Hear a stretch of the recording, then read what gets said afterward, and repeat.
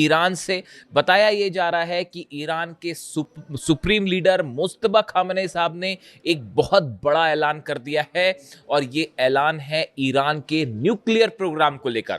सूत्रों के हवाले से जो खबर है, मुस्तफा खामेनी साहब ने इस बात को साफ कह दिया है कि ईरान अपना न्यूक्लियर प्रोग्राम नहीं रोकेगा। ईरान अमेरिका के साथ न्यूक्लियर प्रोग्राम को लेकर कोई बातचीत नहीं करेगा। ईरान अमेरिका के साथ न्यूक्लियर मुद्दे पर कोई डील नहीं करेगा। अब देखिए, ये फिर से एक संयोग है। मैंने 2 दिन पहले ही जो वीडियो था, आप उस वीडियो को देखें, मैंने उसमें ये बात कही थी कि अब जो हालात हैं उसमें ईरान न्यूक्लियर मुद्दे पर कोई बातचीत नहीं करेगा। कई लोग मुझसे सवाल कर रहे थे कि ये ओमान और ईरान की जो बातचीत हो रही है क्या डील हो जाएगी। देखिए, ये कोई डील नहीं है, इस बात को समझिए। ईरान ने ओमान के साथ मिलकर हॉर्मूज को लेकर अपने नियम, अपनी शर्तों के मुताबिक कुछ नियम बनाए हैं जिसमें अमेरिका का कोई रोल नहीं है, जिसमें डोनाल्ड ट्रंप को शामिल नहीं किया गया है। आप तमाम एनालिसिस कर लीजिए इसका, आपको ये बात निकल के मिल जाएगी कि ईरान हॉर्मूज में जो कुछ कर रहा है अपनी शर्तों पर कर रहा है। ये कोई अमेरिका के साथ डील नहीं है और इसको डील या समझौता कहना बिल्कुल गलत होगा।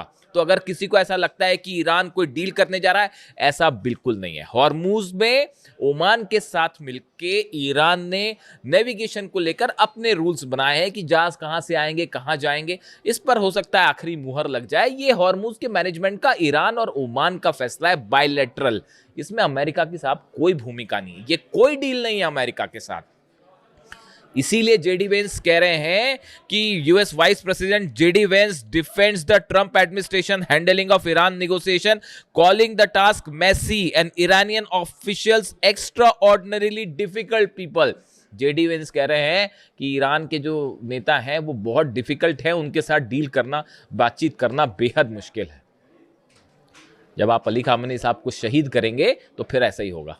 ईरान में बेगुनाह लोगों का खून बहाया जाएगा, 168 बच्चियों की हत्या की जाएगी, केशम आइलैंड में छोटे बच्चों को मारा जाएगा, तो फिर उसका नतीजा यही होगा। और देखिए, मैंने आपको पहले ही कहा था ईरान न्यूक्लियर मुद्दे पर कोई बातचीत, कोई डील नहीं करेगा।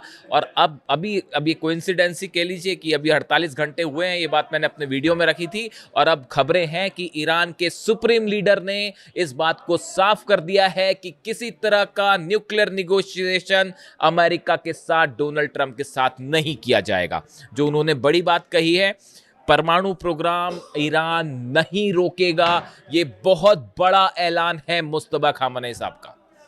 इस ऐलान ने बहुत सारी चीजों को हरी झंडी दे दी है। आप समझ रहे हैं मैं कहना चाह रहा हूं, क्या कहना चाह रहा हूं? बहुत सारे प्रोग्राम्स को हरी झंडी दे दी गई है।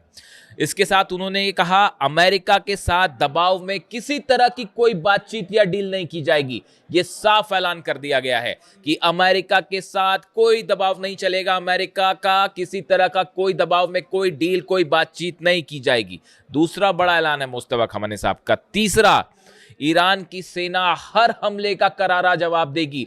बताया जा रहा है उन्होंने आईआरजीसी सेना को, सुप्रीम सिक्योरिटी काउंसिल के सदस्यों को यह बात साफ कर दी है कि ईरान पर अगर कोई भी हमला होता है तो बिना देर किए उसका करारा जवाब दिया जाए। अगर ईरान के एनर्जी स्टेशंस पर हमले होते हैं, ऑयल स्टेशंस पर हमले होते हैं, तो उसका फौरन और उससे बड़ा जवाब दिया जाए।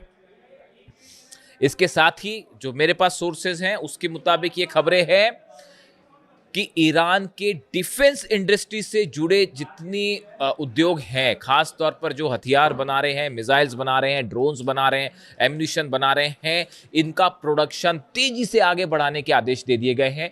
कि वहाँ देखिए, ईरान में नॉन स्टॉप मिसाइल्स बनती हैं, ड्रोन्स बनते हैं, और अब ये आदेश आ गए हैं कि इसकी स्पीड और बढ़ाई जाए। बेहद ही गौर करने वाली बात है।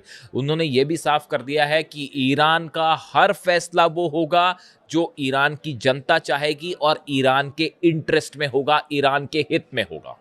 ये 5-6 बातें उन्होंने कही हैं।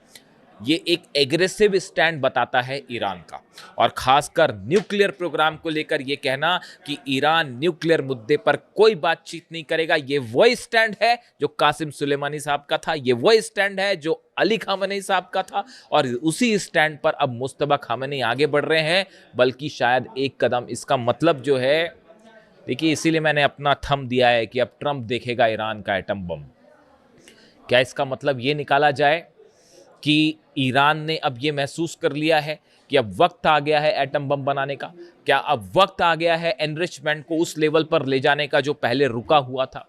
देखिए, अली खामनेई साहब ने न्यूक्लियर बॉम्ब नहीं बनाया।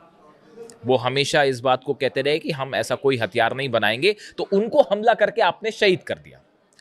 जो शख्स, जो नेता ईरान के न्यूक्लियर बम बनाने के पक्ष में नहीं थे, उनको हमला करके आपने शहीद कर दिया, और उसका नतीजा ये है कि अब ईरान का न्यूक्लियर बम हो सकता है। कई लोग ये कह रहे हैं कि ईरान अब न्यूक्लियर बम बनाएगा और डोनाल्ड ट्रंप देखेंगे कि कैसे ईरान जो है वो अपने आप को न्यूक्लियर शक्ति घोषित करेगा। क्या पूरा मामला उस दिशा में आगे बढ़ रहा है? देखिए, इसकी वजह है, इसकी 2-3 वजह हैं।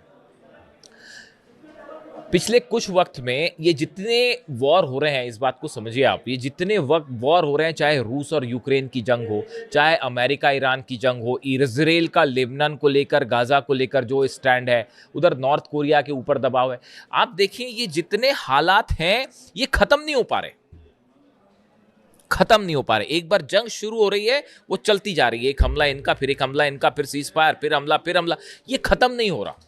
लेकिन हमले कहाँ नहीं हो रहे, जरा नोट करिए आप। नॉर्थ कोरिया पर अटैक हुआ क्या? नहीं हुआ। क्यों नहीं हुआ? क्योंकि न्यूक्लियर बॉम्ब, क्योंकि डिटरेंस है। ईरान में अब बड़ा वर्ग ये बात को मान के चल रहा है कि ये जो बार बार का तमाशा करते हैं अमेरिकन्स और डिप्लोमेट्स, और जो इस तरह की बातें होती है कि बयान आते हैं कि अब जो है वो बातचीत होने वाली है, पहले पिटने लगते हैं तो बोले साहब बातचीत कर लेते हैं, फिर हमला कर देंगे, फिर बातचीत कर लेंगे, फिर कभी हॉर्मुज पर हमला कर देंगे, फिर कभी नेवल ब्लॉकेट कर देंगे, फिर कहेंगे बहुत अच्छी बातचीत हो रही है। इसको अगर खत्म करना है, ईरान के ऊपर 30 साल से जो सैंक्शंस लगे हैं, अगर इसको खत्म करना है तो ईरान का एक बहुत बड़ा वर्ग ये मानता है कि एटम बम बना लिया जाए, एटम डिटरेंस घोषित कर दिया जाए, एटम बम जो है उसका परीक्षण कर लिया जाए, ताकि मामला ही खत्म। उसके बाद पूरा समीकरण बदल जाएगा। ये मुस्तफा खामनेई साहब का जो बयान है वो कई बातें शो करता है कि अमेरिका की ये पॉलिसी कि ईरान को दबाया जाए, हमले करके झुकाया जाए, दबाव डाल के न्यूक्लियर डील करवाई जाए, ये पॉलिसी पूरी तरह से डोनाल्ड ट्रंप की फेल हो गई है। पहले दिन से हम ये बात कह रहे थे कि अली खामनेई साहब को किसी कीमत पे आप उन पर दबाव नहीं डाल सकते। वो ईरान के सुप्रीम लीडर हैं, और देखिए मैं बार बार इस बात को पूछता हूं कि वो उन्होंने अपने जीते जी, जब तक वो हमारे बीच रहे, वो जिंदा रहे, उन्होंने अपने रहते रहते ईरान के लिए वो पॉलिसीज बना ली कि आने वाले कई सालों तक कोई ईरान को छू भी नहीं सकता। उन्होंने ऐसी बुनियाद बना दी जिसके ऊपर अब जो ईरान खड़ा हुआ है उसको ना अमेरिका हरा पा रहा, ना इजराइल हरा पा रहा, ना अरब देश हरा पा रहे, ना यूरोप हरा पा रहा, ना कोई सैंक्शंस काम कर रहा, ना हॉर्मुज। सब करके देख लिया, बमबारी करके देख ली, टॉम हॉक मार के देख ली, F-35 मार के देख लिए, जंग करके देख ली, सैंक्शन लगा के देख लिए, लेकिन अली खामनेई साहब ने ईरान को उस किले में बदल दिया, मजबूत किले में, जिसको कोई नहीं जीत सकता। ये योगदान है इतिहास में अली खामनेई साहब का, जो हमेशा याद रखा जाएगा। कम से कम मैं जितना समझता हूं, देखिए 20-25 सालों से मैं इंटरनेशनल रिलेशंस को एनालाइज कर रहा हूं, और जो मेरा आकलन कहता है उनके बारे में, इसीलिए मैं बार बार कहता हूं कि he was not only a supreme leader, but he was one of the best military commander the world have ever seen.